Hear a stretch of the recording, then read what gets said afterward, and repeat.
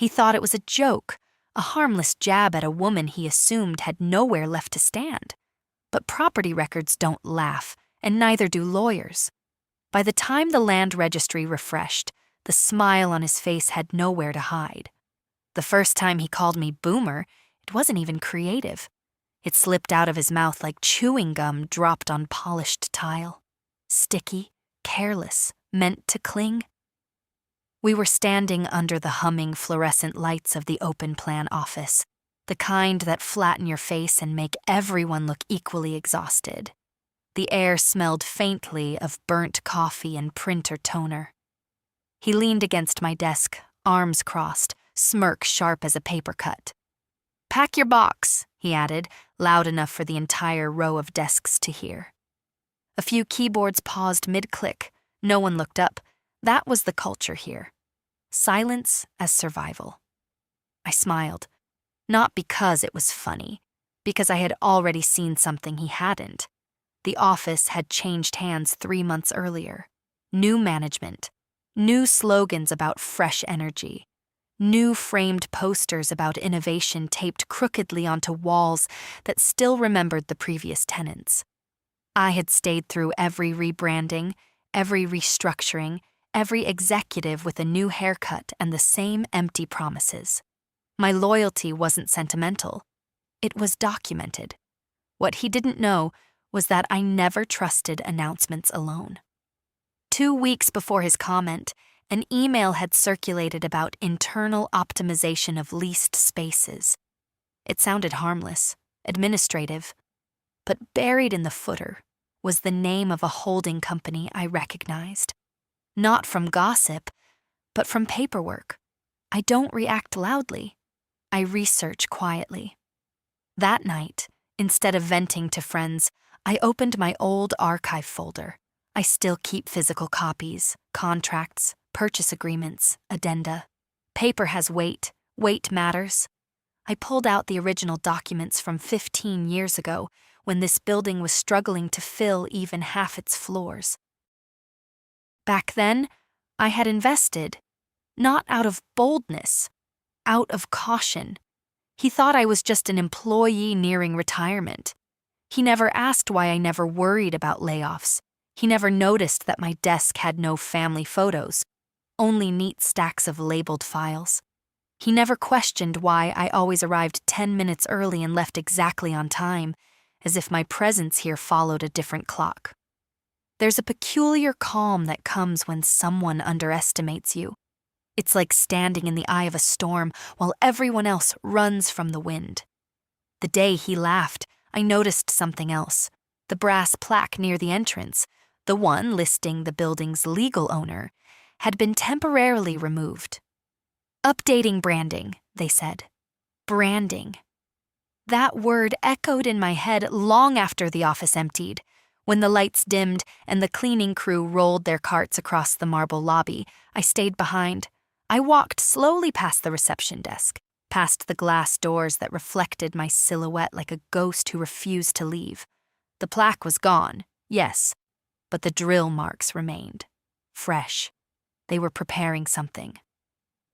The next morning, an internal memo appeared. Potential relocation discussions underway. He forwarded it to me with a single line. Start packing? The smirk was back. He thought relocation meant my inconvenience. He didn't realize relocation required permission. And permission has a name: Land Registry. I still remember the first time I signed the purchase agreement for my share of this property. I was younger, cautious, advised by a lawyer who believed in quiet assets over loud investments. The building's previous owner had needed liquidity. I had needed stability. It was not a controlling stake, not enough to boast about, but enough to matter, enough to block a transfer without consent. That holding company in the email footer? It had filed a preliminary change request, ambitious, premature. I watched the Land Registry portal that evening, the way some people watch breaking news. Refresh, refresh, refresh. No change yet. But there was a pending submission, And submissions leave trails. In the office, whispers started traveling faster than emails. Departments speculated about new headquarters across town. Younger staff talked excitedly about modern spaces and rooftop cafeterias. He walked around with an air of casual authority, already distributing seating charts for a building they did not legally control. Confidence without verification is a fragile thing. On Thursday, he stopped by my desk again. "Still here?" he asked lightly. I met his eyes. "I tend to stay where I have rights." He blinked, just briefly. A flicker. Then the smile returned. He mistook composure for ignorance.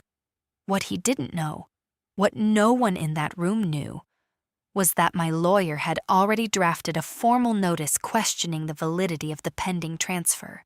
Not dramatic, not aggressive, just precise. Precision is quieter than revenge. That evening, as rain streaked the windows and turned the city into watercolor, I stood by the glass and watched traffic crawl below. Each red brake light felt like a pulse. Slow, building. My phone vibrated, a message from my lawyer. They filed without full stakeholder disclosure. I read it twice, then once more. In the reflection of the window, my expression didn't change, but something shifted inside me. Not anger, not even satisfaction. Alignment. The Land Registry doesn't care about laughter in fluorescent rooms. It cares about signatures, percentages, authority. And when the update finally came through, a small notation visible only to those who knew where to look, it wasn't dramatic. It was a flag, a pause, a request for verification from all registered stakeholders, including me. The next morning, he walked in humming, coffee in hand, unaware that the ground beneath his polished shoes had just become conditional. By lunchtime, he would understand. And if you think that laugh was the loudest sound in this story, you haven't heard silence used properly. He found out at 11:17 a.m. I know the time because that's when the office espresso machine shrieks loudest, a metallic hiss that slices through conversations and pretends to be productivity. It screamed just as his phone buzzed. He frowned at the screen, not the theatrical kind of frown meant for an audience. A real one, small, focused, the kind that tightens the jaw before the mind has caught up. Across the room, the marketing team was debating paint colors for the new space. Swatches were spread across a desk like confetti at a party that hadn't happened yet. Someone laughed about beanbags. Someone else mentioned flexibility. He wasn't laughing. He stepped into the glass conference room. The blinds were half open, so from my desk I could see his silhouette shift, stiffen, freeze. Another buzz, then another. The Land Registry doesn't raise its voice. It simply updates. By the time he came out, the swagger had thinned.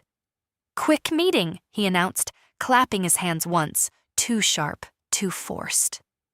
Conference room, 5 minutes.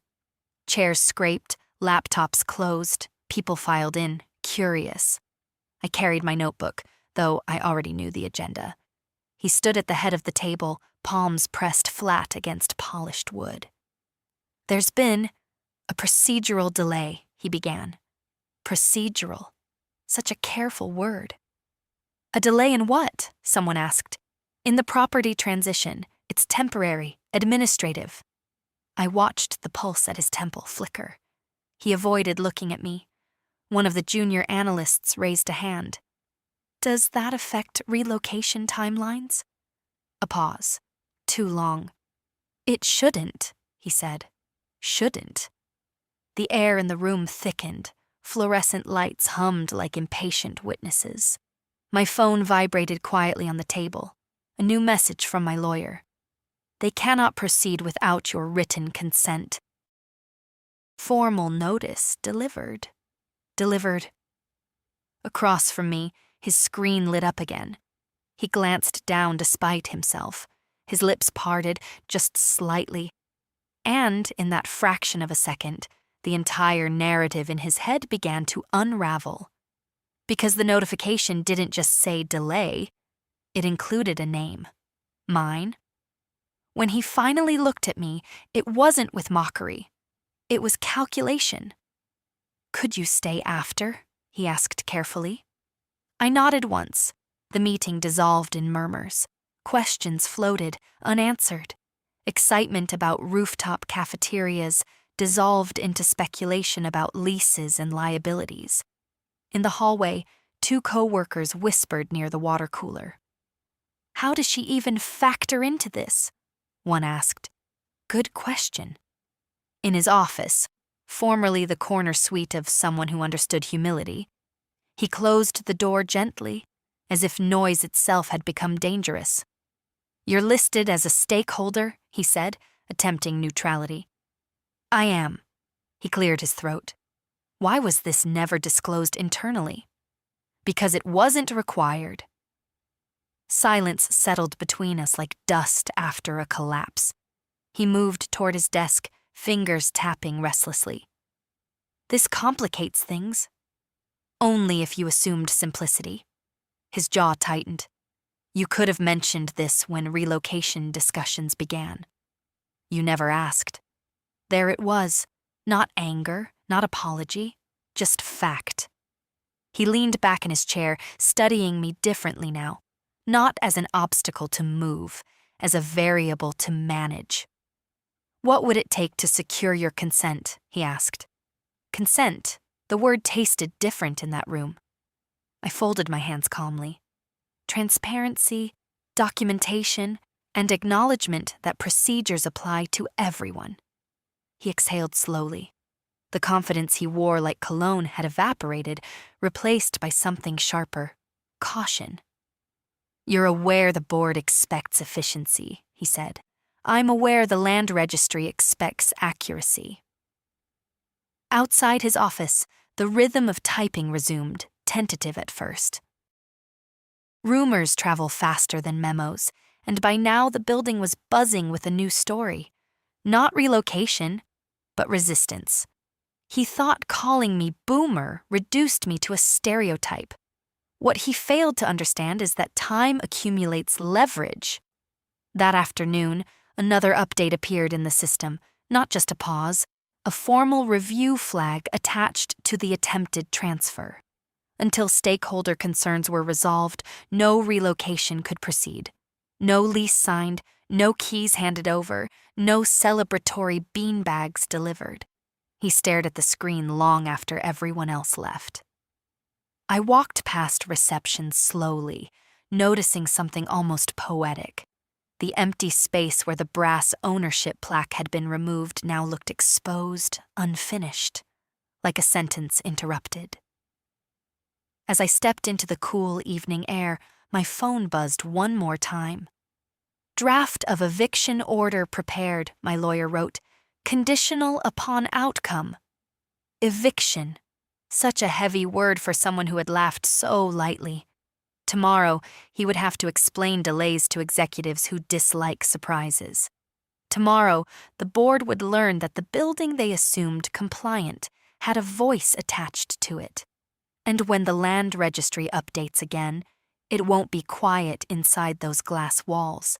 If you think this was the moment he understood the weight of a signature, wait until you see what happens when reputation becomes part of the record. If you believe respect in the workplace should never be optional, share your thoughts below and follow to see how this legal chess match unfolds. By the next morning, the office no longer buzzed. It listened. There's a difference. Buzzing is careless. Listening is cautious. He arrived earlier than usual. I could tell because the lights in his corner office were already on when I stepped out of the elevator, casting a pale rectangle onto the hallway carpet. The glass walls, once symbols of transparency, now looked like aquarium panels around a nervous fish. At 8:42 a.m., an email from the executive board landed in everyone's inbox. Subject line, clarification required, property status, No emojis, no enthusiasm, just gravity. A murmur rippled across the desks, screens tilted, brows furrowed. The relocation mood board in marketing quietly disappeared from the shared drive before anyone officially asked it to. He called another meeting. This time, he didn't clap. "We are reviewing the administrative concerns raised by a registered stakeholder," he said carefully, eyes scanning the room but never settling on me for long. "Until the Land Registry review concludes, all relocation plans are suspended." Suspended. A young coordinator raised her hand. "Does this impact our operational stability?" Operational stability, corporate language for "are we safe?" "We remain operational," he replied. "There is no immediate threat." "Not yet." My phone vibrated under the table. Another update from my lawyer. "Board requested documentation. Your share percentage confirmed. They're unsettled." Unsettled. I imagined the boardroom across town, polished table, filtered water in glass carafes, executives flipping through documents that included my name in bold type, the same name their manager had tried to dismiss as outdated. Time, it seems, does not depreciate equally. After the meeting, he approached my desk with something new in his posture: restraint. "We need to discuss a resolution," he said quietly. Resolution is a beautiful word. It implies closure without chaos. Inside his office, the air felt heavier than before, like a storm that had decided to linger rather than break. He closed the door but left the blinds open this time. A subtle concession. "The board was not informed of your stake," he admitted. "I assumed as much. They believed the holding company had majority authority. Belief is not documentation." His jaw tightened, not in anger now, but in calculation. "They're requesting a signed waiver to proceed. And I am requesting a compliance audit before any waiver is considered." The silence stretched. He hadn't expected terms. He had expected cooperation out of fatigue. "I don't want this to escalate," he said. Neither did I. Escalation is loud, legal precision is quiet. Outside, the office pretended to function normally. Keyboards clicked with slightly exaggerated rhythm. Someone laughed too brightly near the break room. Rumors had evolved from relocation excitement to speculation about leadership oversight. Reputation had entered the room. An hour later, another Land Registry notification appeared. Status: under formal stakeholder review. The phrase glowed on my screen like a quiet lighthouse. Across the hall, his door opened abruptly. He stepped out, phone pressed to his ear. His voice was lower than usual. "Yes, I understand. No, it wasn't disclosed. Yes, she is within her rights." Within her rights. The words drifted through the open space like a shift in climate. By afternoon, an internal compliance officer arrived, summoned by the board. Crisp suit, neutral expression, clipboard in hand. She requested copies of all relocation communications. He looked 10 years older by 3 p.m. At 4:12 p.m., the compliance officer stopped by my desk. "Thank you for raising your concern," she said evenly. "We'll ensure proper procedure is followed." No drama, no applause, just acknowledgement. That evening, rain began again, soft at first, then steady. The city outside blurred into streaks of silver and amber. I stood by the window as employees packed up quietly, the earlier arrogance replaced by something like introspection. He lingered in his office long after most had left. At 6:03 p.m., my lawyer called. "They're negotiating internally," he said. "If procedural negligence is confirmed, managerial accountability will be required." Accountability, the word hung in the air long after the call ended. The Land Registry portal refreshed once more before I shut down my computer. No final decision yet. But the review had been elevated. Elevated reviews rarely end where they began. As I stepped into the elevator, I caught my reflection in the mirrored walls. Calm, unhurried, not triumphant, just aligned. He had laughed in fluorescent light. Now, under the same lights, he was drafting explanations. And somewhere in a boardroom he once impressed with confidence, a question was forming that no manager likes to hear. Who authorized this? The question did not echo loudly. It traveled quietly. Through inboxes, through forwarded attachments, through carefully worded requests for clarification. By Tuesday morning, the building felt less like an office and more like a courtroom without a judge. No one said the word investigation, but everyone typed more carefully. At 9:15 a.m., a formal notice from the board appeared on the internal portal. Pending compliance review, all relocation initiatives are hereby frozen. Management decisions related to property transition are under assessment. Under assessment, he read it standing near the reception desk. I watched the color drain from his confidence, the way ink fades under harsh light. By mid-morning, the compliance officer returned, this time accompanied by someone from legal. Their footsteps were unhurried, their expressions neutral. They entered his office without ceremony. The glass walls that once signaled authority now revealed something else: containment. He tried to maintain composure. I could see it in the controlled movements of his hands, in the way he adjusted his tie twice within a minute. Through the glass, their conversation appeared calm. But calm does not mean harmless. A stack of printed emails slid across the desk. He leaned forward. One of those emails, projected briefly onto the wall-mounted screen, included his message to me. Start packing. 4 words, so light when written, so heavy when reviewed. Outside, whispers sharpened. The marketing team no longer discussed rooftop cafeterias. They discussed oversight. The HR coordinator avoided eye contact with everyone. Even the espresso machine seemed quieter, as if unwilling to interrupt the gravity in the air. My phone vibrated. Preliminary finding, procedural misconduct likely, my lawyer wrote. Board considering corrective action. Corrective action? The phrase carried weight without aggression. At noon, an all-staff meeting was announced. The conference room filled quickly. This time, he did not stand at the head of the table.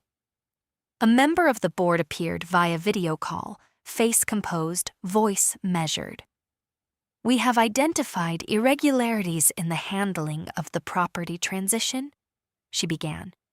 Specifically, failure to disclose registered stakeholder authority prior to initiating relocation directives. Her gaze shifted, not to me, but to him. The company values procedural integrity. Effective immediately, managerial responsibilities related to facility operations are reassigned pending final review. Reassigned, a soft word for a sharp shift. He remained seated, no protest, no dramatic defense, just stillness. I felt no triumph, only a steadying sense of balance. This was never about humiliation, it was about correction. After the meeting, employees dispersed in thoughtful silence. Reputation, once assumed stable, now felt like glass under pressure. He approached my desk slowly. I miscalculated, he said. Not an apology. Not yet, but closer. You assumed, I replied gently. He nodded once. The smirk was gone. In its place, something resembling humility, not performed, but necessary. The board will likely request a formal statement from you, he added. I'll provide one. The compliance officer passed by again in the afternoon, collecting final documentation. When she stopped at my desk, her expression softened just slightly. Your adherence to procedure prevented significant liability, she said quietly. Liability. The building exhaled.